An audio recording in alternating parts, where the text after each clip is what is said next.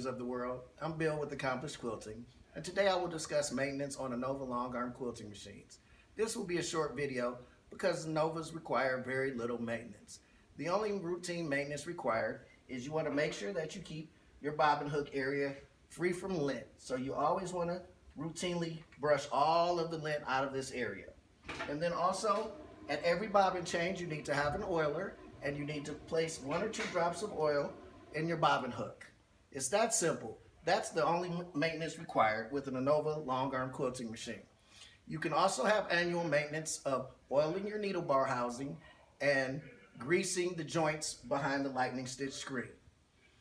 On an as needed basis, you can use an alcohol prep pad to clean the encoder wheels and clean the high density super glide wheels for any random thread.